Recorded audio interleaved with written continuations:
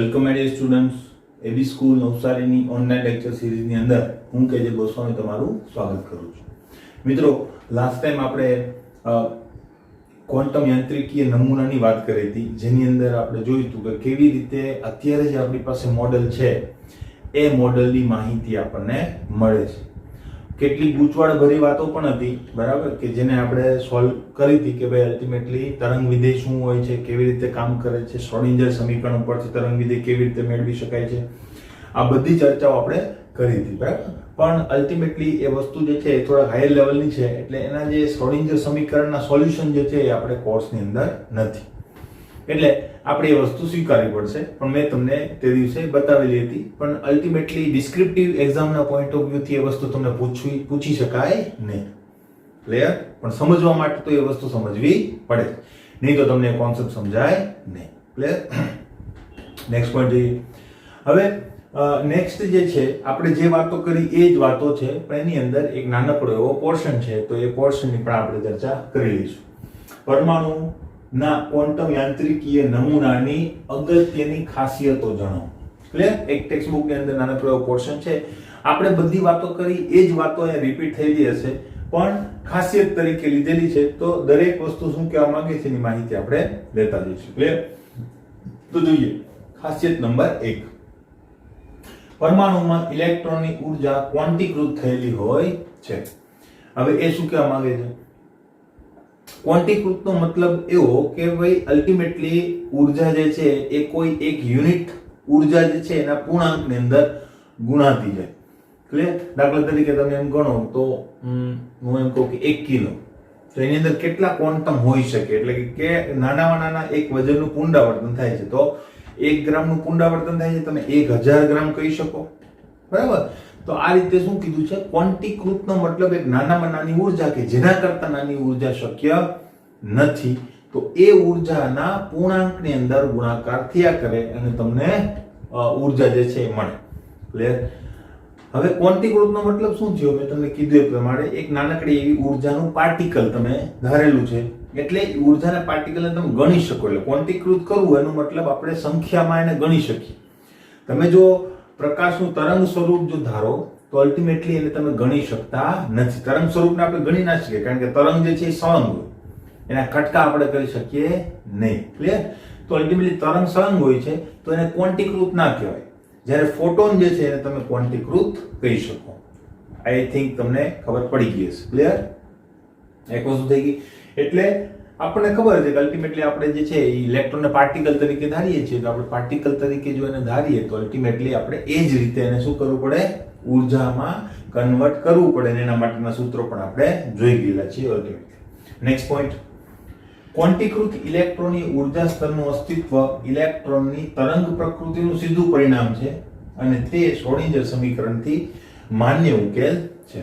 હવે શ્રોડિંજર સમીકરણ જે છે એના ઘણા બધા સ્વરૂપો છે. માન્ય ઉકેલ છે, ડીજનરલાઇઝ કરવું પડે, બરાબર, સામાન્યીકૃત ટૂંકમાં કરવું પડે, આવી બધી ઘણી બધી પ્રોસિજર આવે છે એની અંદર. અને અમાન્ય ઉકેલ કોને કહેવાય, માન્ય ઉકેલ કોને કહેવાય, એ બધી વસ્તુ તમારે આગળ ઉપર આવશે. અત્યારે તમે યાદ રાખો કે અલ્ટિમેટલી તમે જે ઊર્જા સ્તર શોધો છો એના માટેનું જે તરંગ વિધેય છે એ માન્ય હોય તો જ એ સ્વીકાર્ય કહેવાય, અને એ સ્વીકાર્ય તરંગ વિધેયની કેટલીક શરતો હોય છે જે આગળ ઉપર તમે ભણશો. અલ્ટિમેટલી આપણે અહીંયા કંઈ કામની નથી. ક્લિયર?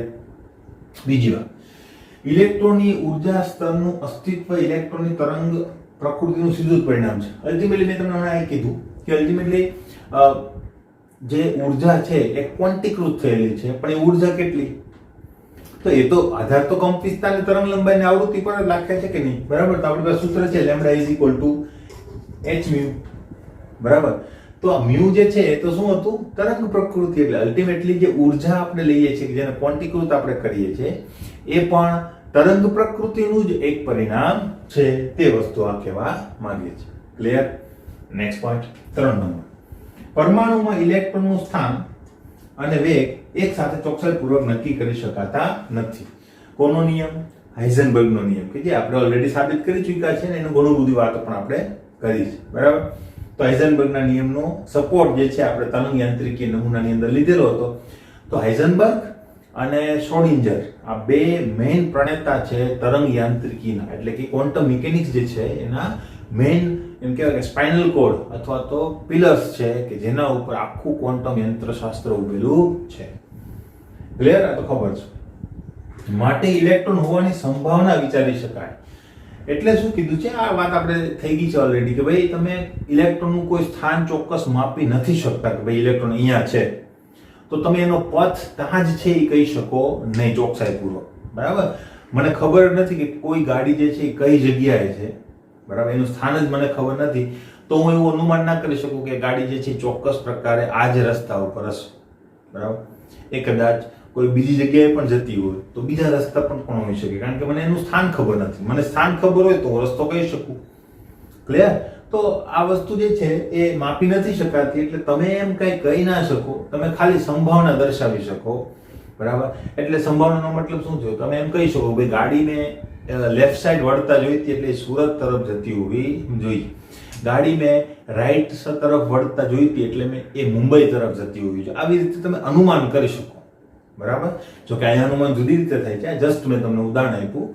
બરાબર? કે અલ્ટિમેટલી આપણે શું કરી શકીએ? માત્ર સંભાવના વિચારી શકીએ. સંભાવના કેવી રીતે વિચારીએ છીએ એ મેં તમને આના આગળના લેક્ચરની અંદર શીખવાડેલું છે. બરાબર? એ બરાબર લેક્ચર એકવાર, બે વાર, ત્રણ વાર જો ત્યાર પછી તમને મગજમાં આવશે કે એમાં હું શું કહેવા માંગુ છું. ક્લિયર?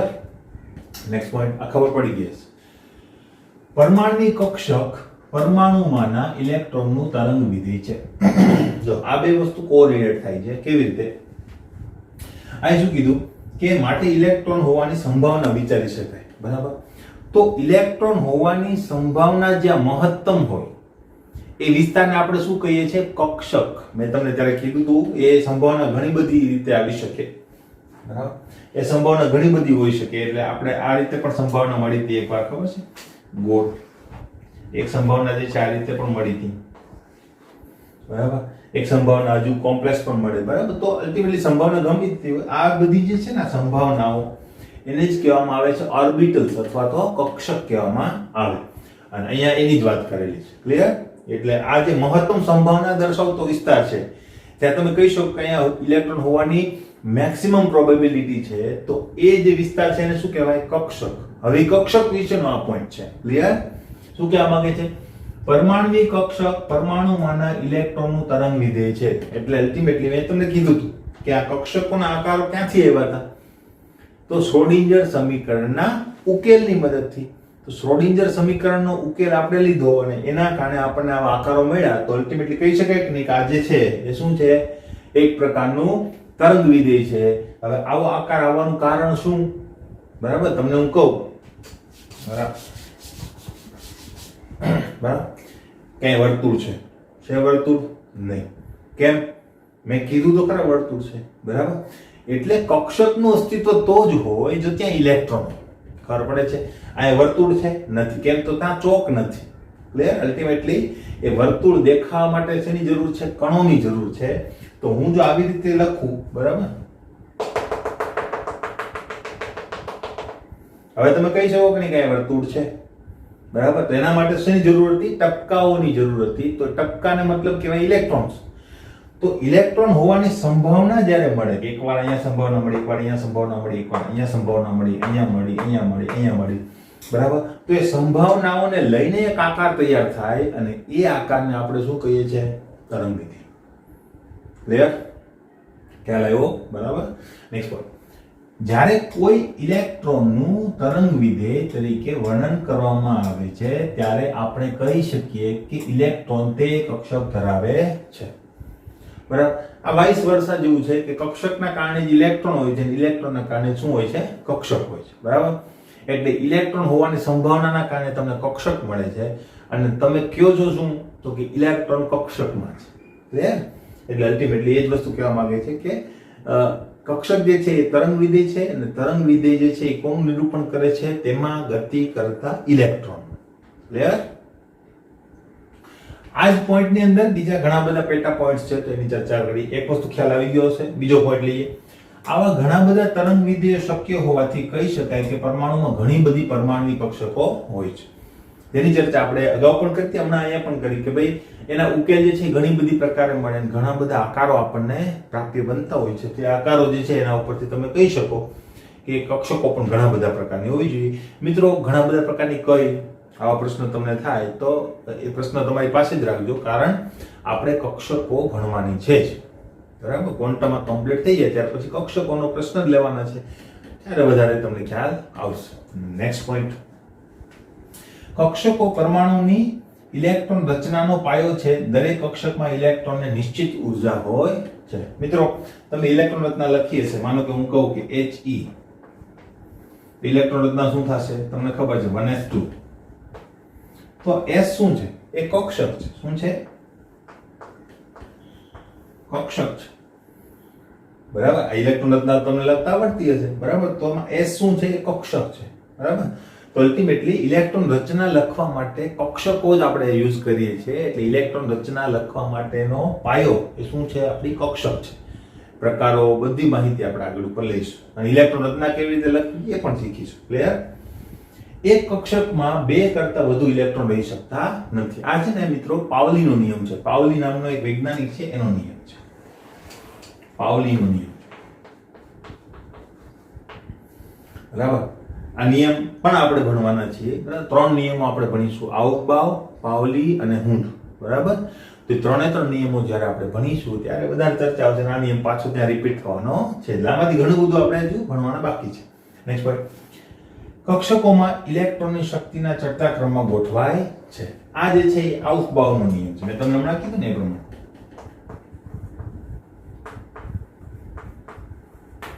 આ નિયમ જે છે એ આઉફબાઉનો નિયમ છે. બરાબર, કે ભાઈ ઇલેક્ટ્રોન કેવી રીતે ભરાય છે, ઇલેક્ટ્રોનની ગોઠવણી માટેના 3 નિયમો છે, આઉફબાઉ, પાવલી અને હુન્ડ. બરાબર, તો એમાંથી આ પહેલો જ નિયમ છે આઉફબાઉનો નિયમ.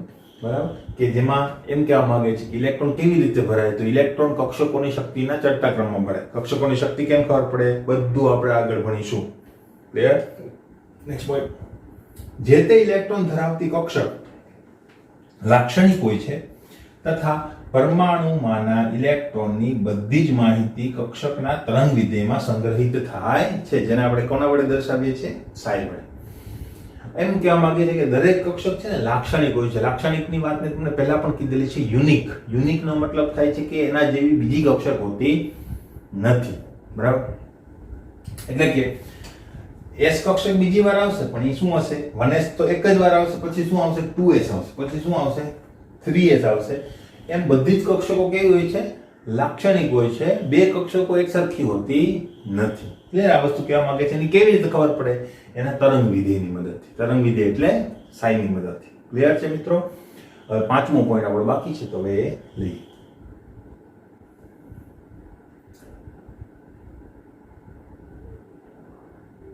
નેક્સ્ટ પોઈન્ટ જો આપણે જોઈએ મિત્રો, તો પરમાણુમાં કોઈ પણ બિંદુએ ઇલેક્ટ્રોન મળવાની સંભાવ્યતા કક્ષક તરંગ વિધેયના વર્ગના સમપ્રમાણમાં હોય છે, જેની વાત આપણે કરી હતી કે સાઈ સ્ક્વેર તરીકે આપણે ઇલેક્ટ્રોન મળવાની સંભાવનાને મેઝર કરીએ છીએ.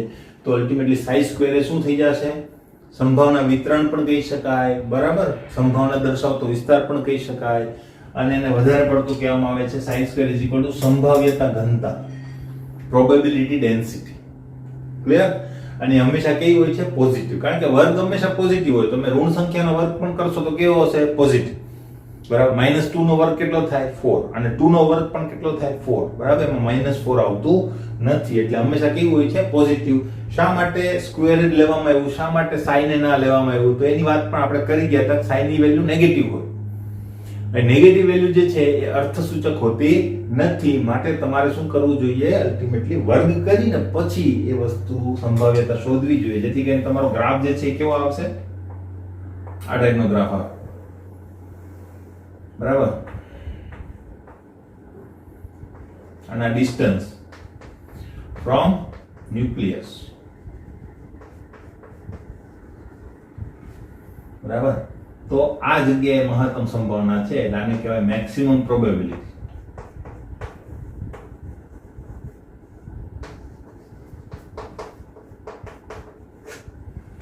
ક્લિયર? બરાબર, તો આ વસ્તુ એ કહેવામાં આવે છે. સાઈ સ્ક્વેર જે છે એ સંભાવ્યતા ઘનતા છે. એટલે કેન્દ્રથી જુદા જુદા અંતરે જે નવા આપણી પાસે તરંગ વિધેયો છે એના મૂલ્યો માટે સાઈ સ્ક્વેરના મૂલ્યો જે છે એ શોધવામાં આવે. એટલે પરમાણુના કેન્દ્રથી જુદા જુદા અંતરે ઇલેક્ટ્રોન મળવાની સંભાવના કેટલી છે એ તમે ગણતરી કરી શકો, અને એ ગણતરી પરથી આપણને શું મળે કે ઇલેક્ટ્રોન કઈ કક્ષામાં છે, કેન્દ્રથી કેટલા અંતરે છે, આ બધા પ્રશ્નોના ઉત્તર આપણે મેળવી શકીએ. ગણતરીઓ કોમ્પ્લેક્સ હોય છે મિત્રો, એટલે ગણતરી કેવી રીતે થાય છે એ તો હજુ તમારા કવરેજ બહાર છે, કારણ કે ત્યાં થોડાક હાયર મેથેમેટિક્સની જરૂર પણ પડે. એટલે તમે આગળ ઉપર જો હાયર સ્ટડીઝ કરશો કેમિસ્ટ્રી લઈને તો તમારે એ વસ્તુ કામની છે.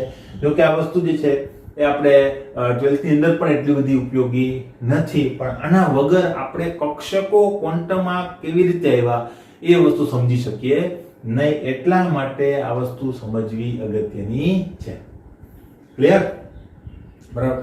તો હવે આપણી પાસે બે વસ્તુ આવી. કઈ કઈ? એક તો કક્ષા કે જે આપણને બોહરે કીધેલી હતી કે ઇલેક્ટ્રોન કક્ષામાં ભ્રમણ કરે છે, અને તરંગ યાંત્રિકીય નમૂના મુજબ આપણી પાસે શું આવ્યું તો કે ઇલેક્ટ્રોન કક્ષકમાં ભ્રમણ કરે છે. બરાબર. તો કક્ષા અને કક્ષક, જો કે આપણે બંનેનો ઉપયોગ કરવાના છીએ, તો અલ્ટિમેટલી કક્ષા એ બ્રોડ પ્રણાલી છે. બ્રોડનો મતલબ એક ગ્રુપ ઓફ ઇલેક્ટ્રોન્સ. બરાબર. અને કક્ષક જે છે એ ઇન્ડિવિડ્યુઅલ ઇલેક્ટ્રોન માટે તમે કામમાં લઈ શકો. આપણે બંનેનો ઉપયોગ કરીશું અલ્ટિમેટલી, પણ આ બંને વચ્ચેનો તફાવત શું તો એ હવે આપણે જોવાના છીએ. કક્ષા અને કક્ષક વચ્ચેનો તફાવત. તમને ઓછા માર્ક્સમાં આ પ્રશ્ન પૂછી શકાય. આ પ્રશ્ન જે છે એ પૂછવાની શક્યતા નથી, પણ સમજવો અગત્યનો છે, એટલે બરાબર સમજી લેવાનું છે. બરાબર. એની અંદરથી એમસીક્યુ પૂછાઈ શકે. સંભાવ્યતા ઘનતા વાળો મેં એમસીક્યુ ત્યારે પણ કીધેલો હતો. બરાબર. હવે એમસીક્યુ એમાં પૂછાઈ શકે. આખો પ્રશ્ન ડિસ્ક્રિપ્ટિવ લેવલે પૂછવાની શક્યતા નથી, પણ કક્ષા અને કક્ષકનો તફાવત તમને પૂછાય. બરાબર. તો એ હવે કેવી રીતે લખવો એ હવે જોઈએ. ક્લિયર? તો હવે જોઈએ કક્ષા અને કક્ષક વચ્ચેના તફાવત. ક્લિયર? જોતા જઈએ કક્ષા અને કક્ષક. બરાબર. આપણે બે પાર્ટ પાડી દીધેલા છે, તો જોઈએ. પહેલું, પરમાણુમાં કેન્દ્રની આસપાસનો વર્તુળાકાર માર્ગ કે જેમાં ઇલેક્ટ્રોન ગતિ કરે છે તેને શું કહેવામાં આવે છે? કક્ષા. આની વ્યાખ્યા આગળ આપણે એક નમૂનાની અંદર આપેલી હતી. બરાબર. કે કેન્દ્રની આસપાસનો વર્તુળાકાર માર્ગ કે જેમાં ઇલેક્ટ્રોન ગતિ કરે છે એને શું કહેવામાં આવે છે? કક્ષા. અથવા તો એને આપણે કીધું હતું શક્તિ સ્તર. બરાબર. તો એ જ વ્યાખ્યા આપેલી છે. આની વ્યાખ્યા શું આપી હમણાં જસ્ટ આપણે? કક્ષક એટલે શું તો કે પરમાણુના કેન્દ્રની આસપાસ ઇલેક્ટ્રોન મળી આવવાની મહત્તમ સંભાવના દર્શાવતો વિસ્તાર, એને શું કહેવામાં આવે છે? કક્ષક. ક્લિયર? તો પરમાણુના કેન્દ્રની આસપાસ ઇલેક્ટ્રોન મળી આવવાની મહત્તમ સંભાવના દર્શાવતા વિસ્તારને શું કહેવામાં આવે છે? કક્ષક. એ કક્ષક જે છે એની સંભાવના કેમ ખબર પડે? શ્રોડિંજર સમીકરણની મદદથી. ક્લિયર? નંબર 2, કક્ષાની મદદથી ઇલેક્ટ્રોનનું સ્થાન, તેની ઊર્જા અને ઇલેક્ટ્રોનનું કેન્દ્રથી અંતર શોધી શકાય છે. બરાબર. હવે કક્ષાની જે આમ ગણો તો ધારણા એ કોણે કરેલી હતી? બોહરે કરેલી હતી. તો બોહરના સૂત્રની અંદર અથવા તો બોહરના નમૂનાની અંદર આપણને સૂત્રો આપેલા છે કે ઇલેક્ટ્રોનની ઊર્જા કેટલી હશે. કયું સૂત્ર મિત્રો? E En -RH કૌંસની અંદર 1/n². બરાબર. તો RH શું હતું? રેડબર્ગનો અચળાંક 2.18 × 10⁻18. બરાબર. તો એની ઉપરથી તમે મેળવી શકો. ક્લિયર? તો ઊર્જા પણ મેળવી શકાય છે. ત્રિજ્યાનું પણ આપણી પાસે સૂત્ર હતું. બરાબર. તો ત્રિજ્યા પણ મેળવી શકાય છે. બધી વસ્તુ અને ઇવન સ્થાન પણ આપણે મેળવી શકીએ છીએ. બરાબર. તો આપણને મળી શકે છે કક્ષા માટે. બરાબર. પણ કક્ષક માટે એવું મળી શકતું નથી. તો કક્ષક માટે શું મળે? કક્ષકની મદદથી માત્ર ઇલેક્ટ્રોન હોવાની સંભાવના મળે છે, કારણ કે કક્ષકની અંદર આપણે પછી એવું ધર્યું હતું ભાઈ ઇલેક્ટ્રોનને તો આપણે એનું સ્થાન અને વેગમાન એકસાથે ચોકસાઈપૂર્વક માપી શકતા નથી, એટલે એ તો નક્કી ના કરી શકાય. એટલે માત્ર સંભાવના તમને મળે, બાકી બીજી કોઈ વસ્તુ મળે નહીં. નંબર 3, કક્ષા એ ઇલેક્ટ્રોનની મુખ્ય શક્તિ સપાટી છે. હવે આ શું કહેવા માંગે છે મિત્રો? આપણે છે ને હવે ક્વોન્ટમ અંકો ભણવાના છે, તો ક્વોન્ટમ અંકમાં પહેલો જ ક્વોન્ટમ અંક આવશે મુખ્ય ક્વોન્ટમ અંક.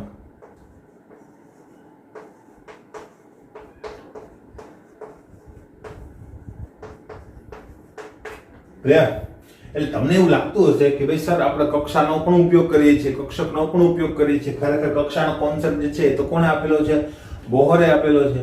બરાબર. તો અલ્ટિમેટલી તો એ કેમ? બરાબર. આ વસ્તુ જુદી છે, આ વસ્તુ જુદી છે. આ તરંગ યાંત્રિકી નમૂનો છે, આ બોહરનો નમૂનો છે. બરાબર. તો મિત્રો તરંગ યાંત્રિકી નમૂનાની અંદર પણ મુખ્ય ક્વોન્ટમાંક વડે આપણે શક્તિ સ્તર કે જેને આપણે કક્ષા કહીએ છીએ એને વ્યાખ્યાયિત કરવામાં આવેલું છે. એટલે તરંગ યાંત્રિકી નમૂનાની અંદર પણ કક્ષાનો ઉલ્લેખ અને કક્ષાની સમજૂતી આપેલી છે. ક્લિયર? એ વસ્તુ યાદ રાખજો. એટલે મુખ્ય ક્વોન્ટમ આંક છે એટલે નામ આપ્યું છે મુખ્ય શક્તિ સ્તર અથવા તો શક્તિ સપાટી. બરાબર? જેને આપણે મુખ્ય ક્વોન્ટમ આંક વડે દર્શાવીશું એને સ્મોલ n વડે દર્શાવાય. આની પહેલા પણ મેં એક વાત કરેલી છે જે વસ્તુ. બરાબર? તો 4 ક્વોન્ટમ અંકો આપણે ભણવાના છે. એમાંથી પ્રથમ ક્વોન્ટમ આંક જે છે મુખ્ય ક્વોન્ટમ આંક, અને એના વડે શું દર્શાવાય છે? કક્ષા. બરાબર? ભણશું ત્યારે પાછું હું તમને એ વસ્તુ યાદ કરાવી દઈશ. ક્લિયર છે? નેક્સ્ટ પોઈન્ટ 3 નંબરનો પોઈન્ટ. કક્ષક જે છે એ ઇલેક્ટ્રોનની ગૌણ શક્તિ સપાટી છે. હવે ગૌણ શક્તિ સપાટી ક્યાંથી આવી? બરાબર? ગૌણ શક્તિ સપાટી, ગૌણ જે શબ્દ છે ને ગૌણ ક્વોન્ટમ આંક ઉપરથી આવે છે.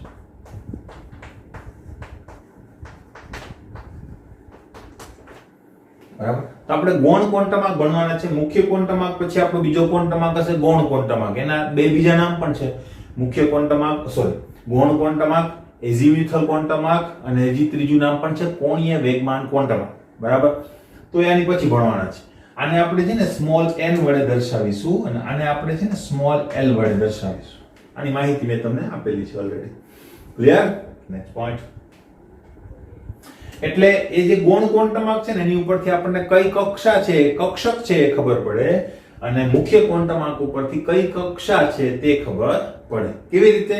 એ ભણશું પછી જ ખબર પડશે. ક્લિયર? 4 નંબર. કક્ષાઓને મુખ્ય ક્વોન્ટમ આંક n થી દર્શાવવામાં આવે છે. આવી ગયું જસ્ટ. બરાબર? અને કક્ષકના આકાર ગૌણ ક્વોન્ટમ આંક થી દર્શાવવામાં આવે છે. ક્લિયર? તો આ બધીનું જે સમજૂતી છે મેં તમને આપી. 5 નંબર. કક્ષાને KLMN વડે દર્શાવવામાં આવે છે. અલ્ટિમેટલી શું છે ખબર? n બરાબર જો 1 હોય તો k, 2 હોય તો l, 3 હોય તો m. એવી રીતે ઇન્ફાઇનાઇટ શક્તિ સ્તરો હોય તો એના માટે આપણે KLMN એવી રીતે જઈ શકીએ. મોટા ભાગે આપણે 7 થી વધારે શક્તિ સ્તરોની જરૂર પડતી નથી. ક્લિયર? Next point. આનામાં અંદર શું છે તો કક્ષકોને છે ને આને જો કક્ષાને આપણે કેપિટલ છે આ બધા KLMN, અને કક્ષકોને જે છે એ સ્મોલ સંજ્ઞા વડે દર્શાવવામાં આવે. Small s, small p, small d, small f, g, h એવી રીતે આગળ પણ હોય છે. બરાબર? તો એ બધી વસ્તુ આપણે ગૌણ ક્વોન્ટમ આંકની અંદર પાછા ભણીશું. ક્લિયર? આ તફાવત છે તો આપણે લઈ લીધું એને. નંબર 6. કક્ષામાં સમાઈ શકતા કુલ ઇલેક્ટ્રોન કેટલા હોય છે? 2n2 જેટલા. આ સૂત્ર આપણે યાદ રાખવાનું છે પણ ક્વોન્ટમ આંક ભણીશું પછી આપણે યાદ રહેશે. અને કક્ષકમાં વધુ કેટલા ઇલેક્ટ્રોન સમાઈ શકે? 2. હમણાં જ આપણે જે લાક્ષણિકતાઓ જોઈ હતી તરંગ વિધેયની, બરાબર, તેની અંદર આપણે જોયું કે એક કક્ષક જે છે એમાં વધુમાં વધુ 2 જ ઇલેક્ટ્રોન સમાઈ શકે છે. જ્યારે કક્ષામાં કેટલા ઇલેક્ટ્રોન સમાઈ શકે? તો કે તમારા કક્ષાનો નંબર અને આ સૂત્રનું પાલન કરો. માનો કે n બરાબર 2 હોય તો ઇલેક્ટ્રોનની સંખ્યા કેટલી આવશે? 2 * 2n². તો 2 × 4 = 8. તો જવાબ કેટલો આવ્યો? 8. એનો મતલબ બીજા શક્તિ સ્તરની અંદર કેટલા ઇલેક્ટ્રોન સમાઈ શકે? 8. બરાબર? આ રીતે ગણતરી કરીશું આપણે આગળ ઉપર. તો બહુ સિમ્પલ વસ્તુ છે, આપણને ખ્યાલ આવી જશે. ક્લિયર છે મિત્રો? બરાબર? તો આ કક્ષા અને કક્ષક વચ્ચેનો તફાવત, આ પ્રશ્ન IMP છે. બરાબર? પૂછી શકાય અને સરસ ક્વેશ્ચન છે. બરાબર? યાદ રાખવાનું છે. ક્વોન્ટમ અંકોના કેટલાક પોઈન્ટ્સ જે છે એ હજુ આપણે ભણ્યા નથી એટલે તમને નવા લાગતા હશે. હમણાં જ હવે જસ્ટ આપણે નેક્સ્ટ વિડિયોની અંદર ભણીશું. ક્લિયર?